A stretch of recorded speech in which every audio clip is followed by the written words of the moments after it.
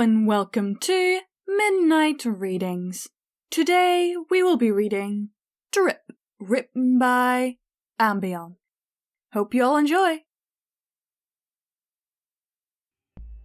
Behold the splendorous wonder that is Celestia.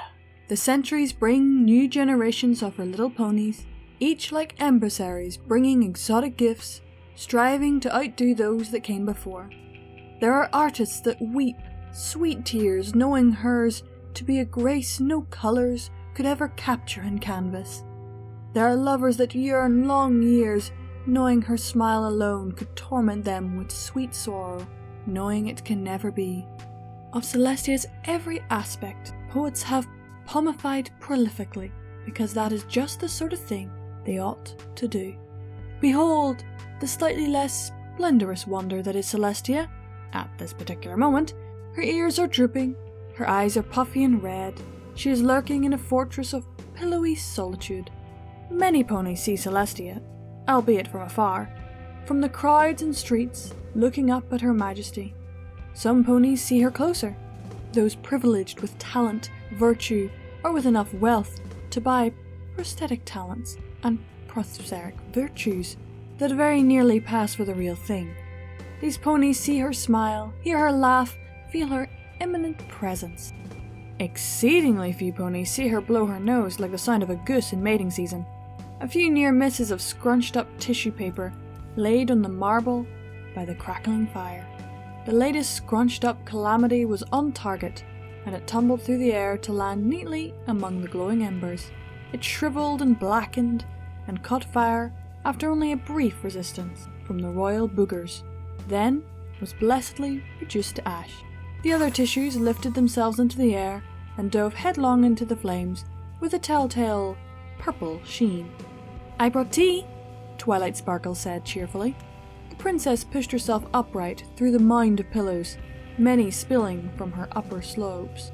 She'd stolen as many as she could, blankets too, and so far wasn't letting the servants take a single one of them, much to their distraught protests. Celestia croaked with a voice like a blunt saw blade. "Thank you." She took the pre-offered cup in her hooves. Celestia sniffed. Through anything that sounds like tree sap, being forcibly drawn up through two straws has no right to get away with a word like sniffed. "It looks lovely." It was not the colour of healthy tea. Then Celestia sneezed. The room flashed with sunburst of light that was quick to fade. The light was pretty. The goobers were dreadful. It would have been worse had not a purple glowing wad of tissues latched onto Celestia's face at the last possible second. She flung it with scorn into the bustling flames and groaned. It left Celestia lightheaded, quite literally as well, and this Celestia did not wish to dwell on. "Twilight, you can lower the sneeze guard now. Good reflexes, I might add." The sparkling little fortress of purple lights dissolved away, revealing a rather embarrassed Twilight Sparkle, glancing shyly down to a hoof that pawed the floor. "Sorry." Celestia's brow furrowed with the thought as she pulled something from her tea, fishing inexpertly for it with the tip of her golden-shoed hoof. "What is this?" Nothing perked Twilight like hearing a question she knew the answer to. "Clove," she answered happily. "There's also a squeeze of lemon, a bit of ginger, a hint of cinnamon, a touch of willow, a trace of garlic, a smidge of cayenne pepper, some boiled water too."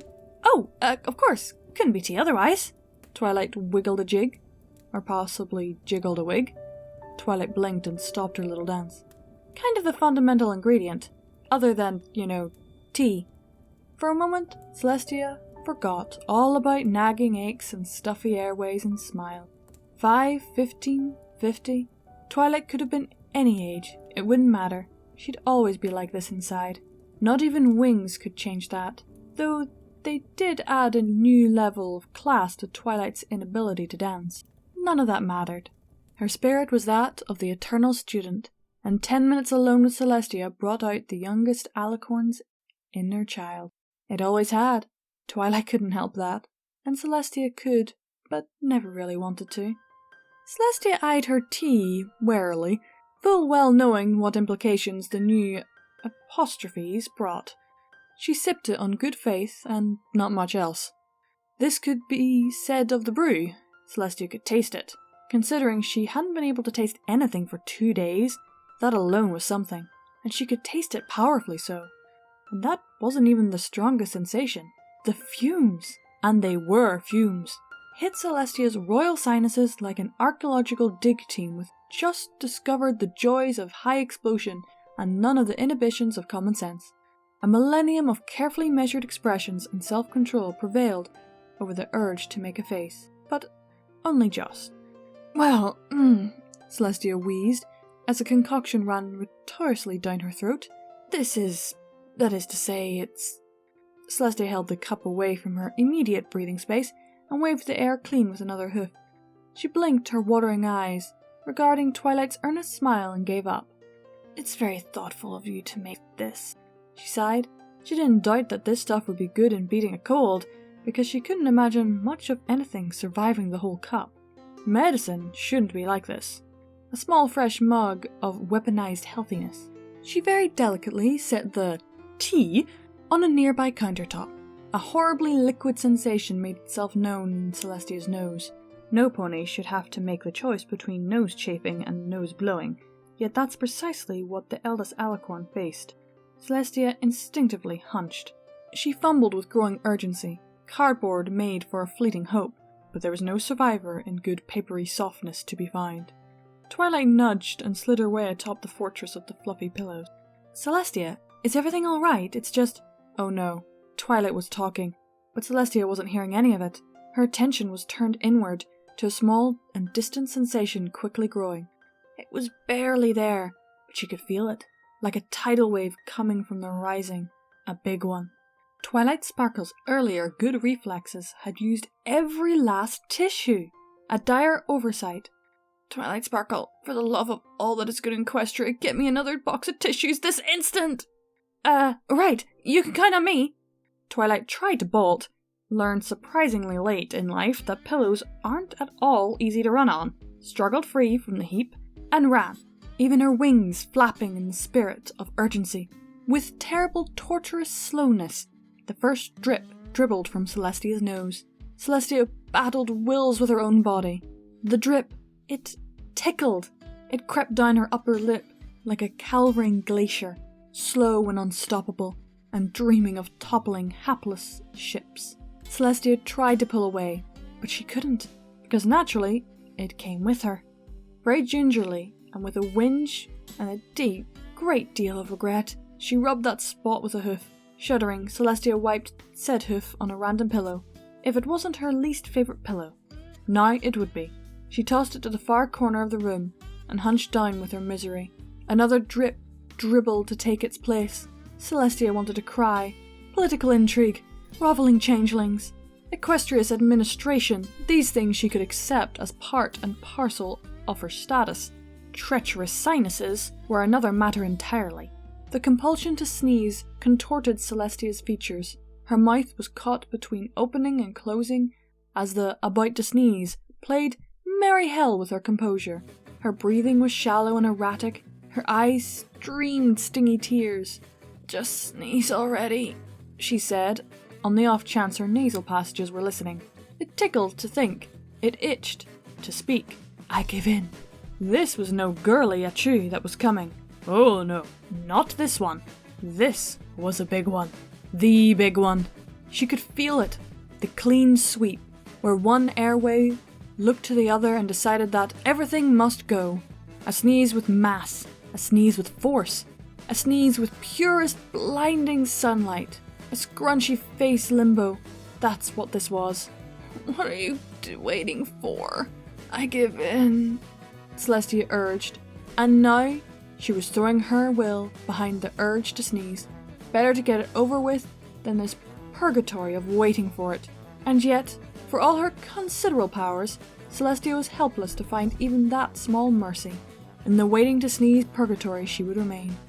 2 corridors away, Twilight barged through the castle servant and didn't even slow down. "Sorry!" she cried, through a mouthful of cardboard. Twilight skidded around the corner, her hooves scampled for traction. Her wings flapped wildly and bounced off walls only to accelerate her down the next passage. Every breath was cardboard, every heartbeat was panic. Hope and fear raced neck and neck with Twilight Sparkle as she rounded the last corner, bodily ricocheting off the wall. She spat the box into her hoof as she leapt, her wings sending her flying forwards. Leapt, that was, headlong towards a Celestia full of misery and shock. Several things happened at once, all of them submerged by a blinding flash of purest sunlight. Twilight Sparkle exited the teleport on the far side of Celestia and immediately froze up. Only after a critical second of self-evaluation did she breathe. "Thank you, Twilight." Celestia tugged a great many tissues, free with no ceremony whatsoever, and with even less ceremony than that wiped her face and blew her nose. Sniffling and sighing and groaning, she slumped back into her pillows. "Half the castle must have seen that," Celestia croaked. The stuffiness was gone from her voice. At least, neither pony wanted to think where it had gone. "I'm sure I hear him laughing." Twilight ferried a few more pieces of wood into the fire with magic. Her ears flicked around. "I don't," she began, before catching a wary smile. It was proven infectious, and Twilight smiled too. "Here, finish the tea. It's good for you." Twilight nudged her way through the pillows to her once upon the teacher's side, where she folded her legs up and laid at her ease next to Celestia. "I know," she murmured. "I know it tastes terrible. You don't have to pretend. I tried some earlier." Celestia looked from her former student to the mug. Cloves and other bits floated precariously. She took a darn swig of the heady mix. Her eyes steamed with fresh tears for a passing moment. Celestia wheezed a ragged breath and struggled for words. "Ah, that it does. But the taste doesn't cover up the important things." "Those being?" "Thoughtfulness, caring, a very fine teleport." Twilight giggled. Her wings shifted. "That was a bit of a close call, wasn't it? And that was a trick I never thought I'd be using again. Definitely not with you." Celestia chuckled. "I only hope I'd be as decisive in the same situation." The air turned quiet and thoughtful. "It's strange," Twilight said. "I would have thought you'd tell me it's all right to go and that you're fine. Not that I want to leave you, I mean. Not that. Just that it would have been the sort of thing I'm used to you saying. I keep thinking we're going to have to argue about that sooner or later." Celestia nodded. "You're right to presume that. That is something I've said often enough in the past, and I would be fine. That part is true, but I think I would prefer to be better than fine just now. Equestria can go an afternoon without us." A white wing pulled Twilight gently closer. "I'm happy for you to stay and keep me company, Twilight. That alone makes me feel better than any 10 things in this cup you care to." There was a surprise there in Twilight's eyes, but not an unpleasant one. She ruffled her wings and leaned on Celestia and closed her eyes with a content "Thank you," she said dreamily. "I didn't want to go." "Thank you more," said Celestia, as another laden tissue lit up in the hearth, "for wanting to stay." And there, with nagging arches, runny nose, sore throat, a concoction of potent flavours never meant to be used together, with puffiness and red watery eyes, and a chafed nose. With all that, Celestia felt splendidly, wondrously blessed. She smiled as she beheld Twilight sparkle, then Celestia sneezed like the coming of dawn.